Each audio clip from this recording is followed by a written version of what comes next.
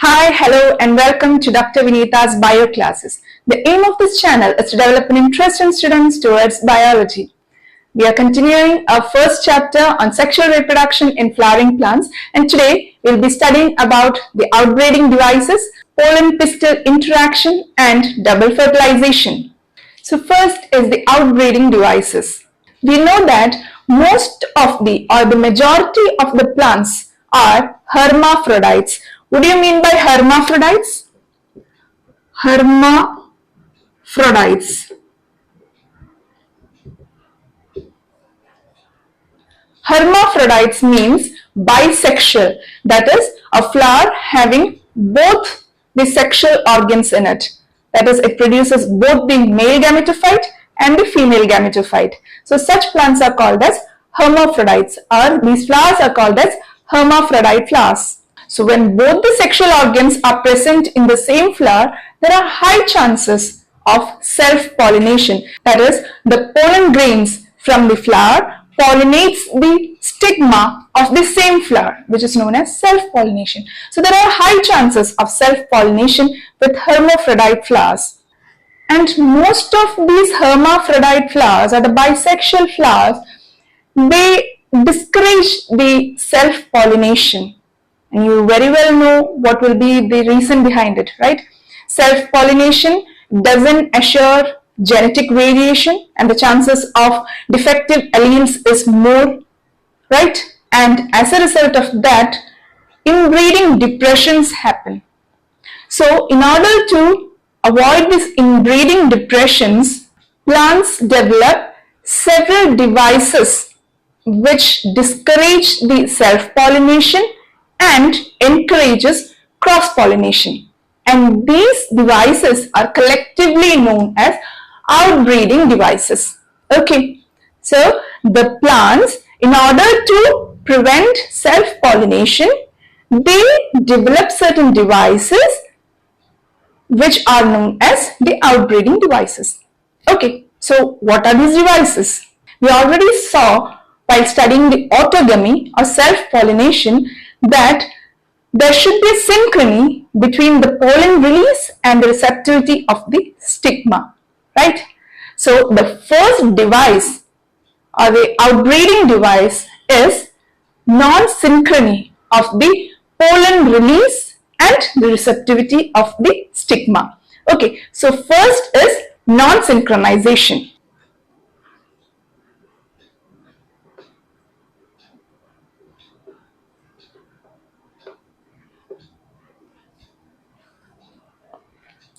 So when there is no synchronization between the pollen release of the flower and the receptivity of the stigma of the same flower, then autogamy doesn't happen.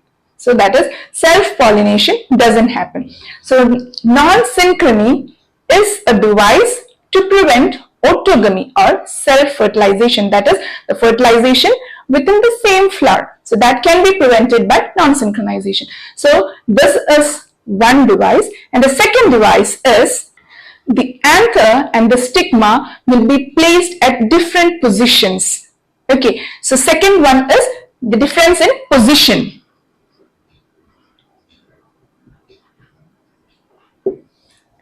The anther and the stigma will be placed at different positions so that the matured pollen grains cannot access the stigma of the same flower. So this will prevent the autogamy again. So these are the two techniques by which autogamy can be prevented. So non-synchrony and the difference in the position prevents autogamy. Okay, and the third one is self-incompatibility. Self-incompatibility.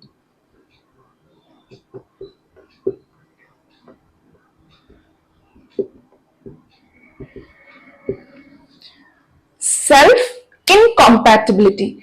This is a genetic mechanism which prevents both autogamy as well as geitonogamy. That is, the pollen grains of a flower, it is incompatible with the stigma of the same flower as well as the flower in the same plant. That is, this mechanism, this genetic mechanism prevents both autogamy as well as geitonogamy. Geitonogamy is neighbor fertilization. That is, it is a pollination of the pollen grains from a flower to the stigma of the neighboring flower of the same plant. Okay, but this particular mechanism, the self-incompatibility, it prevents both autogamy as well as geitonogamy. That is, it promotes cross-fertilization or synogamy. Right? Synogamy is cross-fertilization. So, it helps in cross-fertilization. And how is this achieved?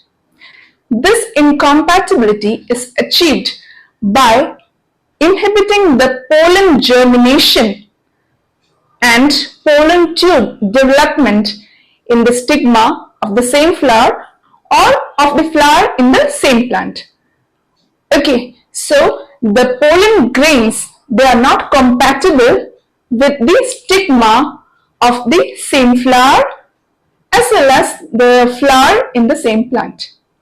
So this is actually a genetic mechanism. So this prevents autogamy as well as geitonogamy. Okay, and this promotes synogamy. And there is a fourth device, which is the production of unisexual flowers.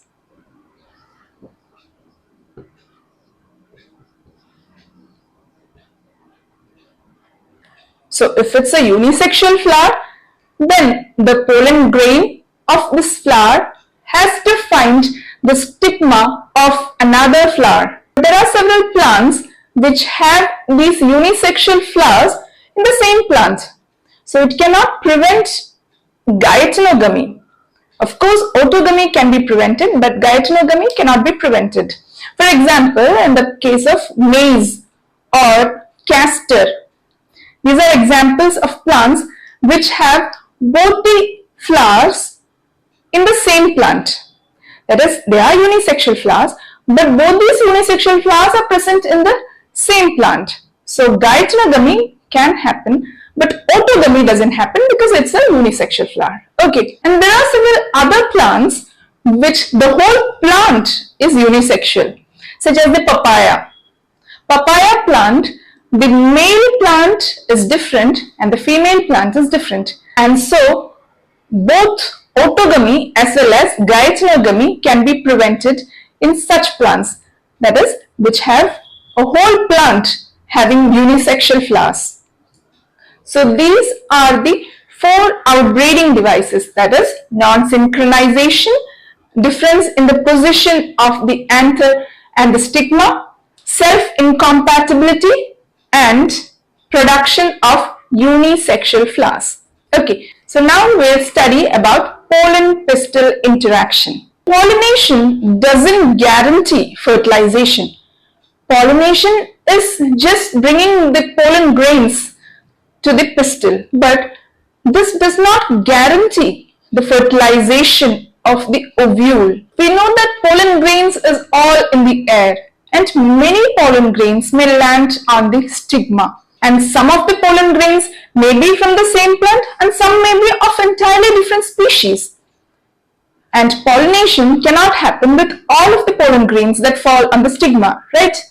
Pollination happens only with the pollen grains which are of the same species. So how does the pistil recognize whether the pollen grain which has landed on it is of the same species or not? Whether it is compatible with it or not? Of course, the pistil can recognize the pollen grains and it has the ability to distinguish between the compatible and the incompatible pollen grains. If it is incompatible, the pistil rejects the pollen. It does not allow the germination of the pollen and it also inhibits the development of the pollen tube through the style. So the pistil do identify between the compatible and the incompatible pollen grains. If the pollen is compatible with the pistil, then the pistil allows the post-pollination events to happen within the flower. That is, it allows the fertilization of the ovule. So now a question arises. How does the pistil recognize the pollen grains? This is mediated through certain chemical components. There is a cysteine-rich protein in the pollen grains. Cysteine is an amino acid. You know that proteins are made up of amino acids, right? So, cysteine is an amino acid. The pollen grains are cysteine-rich. The pollen grains are cysteine-rich proteins. Okay, and this interacts with the serine threonine kinase receptor of the pistil. Okay, serine threonine kinase. So serine and threonine, they are also amino acids. Okay, they are also amino acids. Cysteine is an amino acid which is present in the pollen grains, and serine threonine kinase receptor is present on the pistil. Okay, so serine threonine kinase receptor, it is present on the pistil. We have already studied the structure of pistil, right? It has stigma, style, and the ovary. And the serine threonine kinase receptor is present on the stigma. This receptor means what? Something which receives, right? Receptor receives something. So the serine threonine kinase receptor, which is present on the stigma, it recognizes the cysteine-rich pollen grains, and this is the chemical interaction which happens between the pollen grain and the pistil. Okay, and this chemical interaction between the pollen grain and the pistil helps in the recognition of the compatible as well as incompatible pollen by the pistil. Understood? So once the pollen grains are recognized by the pistil, then what next? The pistil has recognized the pollen grains. So now the pollen grains, it germinates. The pollen grain starts to germinate. It starts to germinate, and then pollen tube is produced, and this pollen tube, it comes out through the germ pores. Remember the germ pores that we had discussed during the pollen formation? The pollen grain has certain areas in it which doesn't have the exine wall, right? And those areas, there won't be this exine wall over there, and those areas are called as the germ pores. And the germ pores, it allows the development of the pollen tube. The exine, which was made up of sporopollenin, is a very hard protein. We had already studied about it. And the germ pores, which does not have the sporopollenin covering or the exine covering, it allows the pollen tube to come out of the pollen grain. Got it? So the pollen, once recognized by the pistil, it germinates and pollen tube is formed, which comes out through the germ pores. And now these pollen tube, they come down through the style and it reaches the ovary. And while studying about the pollen grains, we discussed that some pollen grains, they are released in the two-cell form. That is, it will have a vegetative cell and a generative cell within it, right? And we also studied that there are some other pollen grains which have a three-cell form. That is, the vegetative cell and the generative cell, which again undergoes mitosis to form the three-cell form. That is, those cells will have one vegetative cell and two generative cells in it. Okay, these generative cells will be floating within the vegetative cells, but they are three-cell form. The contents of the pollen grains, that is the gametes, they are transferred into the pollen tube, and in this pollen tube, the two-celled form, that is the gametes which had only the vegetative and the generative cell. The generative cell now undergoes mitosis and it becomes a 3-cell form. The other cells which are already in the 3-cell form, they will be transported as such.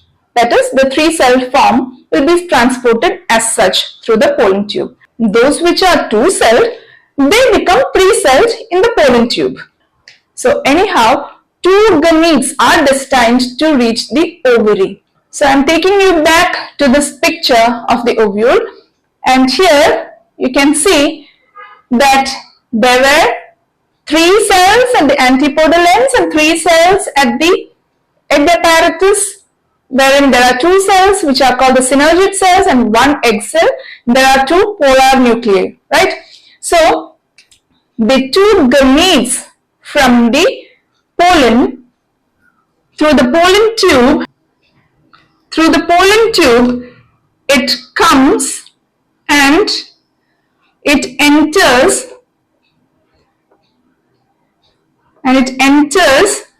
the synergid cell, one of the synergid cells. Okay, doesn't enter both the synergid cells, it enters one of the synergid cells through the filiform apparatus. Remember this filiform apparatus? Through this filiform apparatus, these gametes, they enter into the synergid cell. Okay, and that is through the micropyle end. This was the chalazal end, and this is the micropyle end, micropylar end. So through this micropylar end, these gametes enter one of the synergid cells through the filiform apparatus.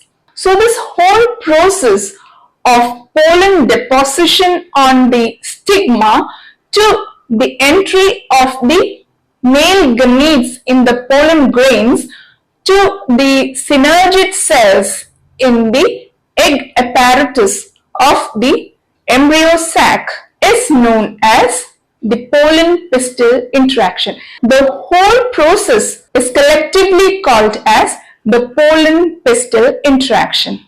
And this is very important in the case of plant breeders to know the pollen-pistil interaction so that they can get desired hybrids of the plants. Okay, so that's about pollen-pistil interaction. So next is artificial hybridization. What is artificial hybridization? Artificial hybridization is a technique or a process which uses only the desired pollen grains for pollination, and the stigma of the flower is protected from contamination from undesirable pollen grains. Okay, so this is something which doesn't happen naturally. That's why it is called as artificial. So it is artificial hybridization. So again, artificial hybridization is the process or technique which uses only the desired pollen grains for pollination, and it prevents the stigma from contamination from undesirable pollen grains. And for artificial hybridization, 2 techniques are being employed. First is emasculation.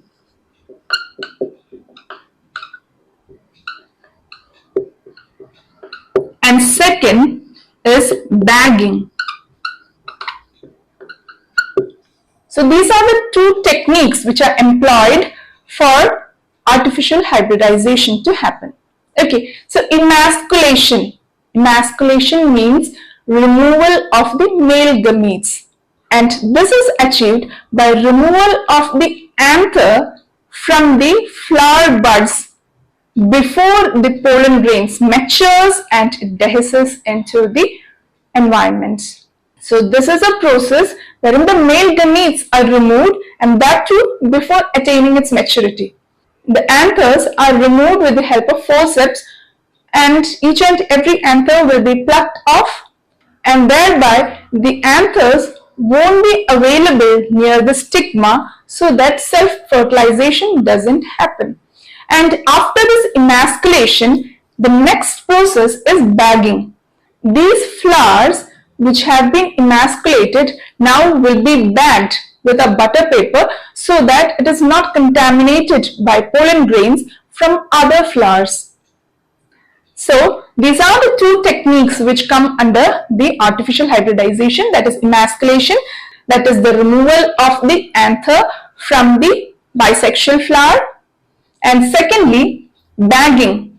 The emasculated flower will be bagged so that the stigma of the emasculated flower is not contaminated with pollen grains of undesirable plants.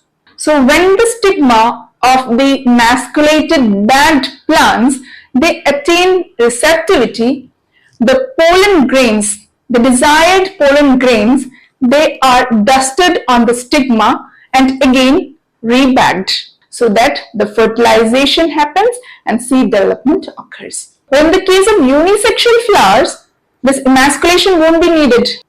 But bagging is an essential technique here as well, so that the unwanted pollen grains doesn't contaminate the stigma. Okay, so that is about artificial fertilization. Next topic is double fertilization. Double fertilization?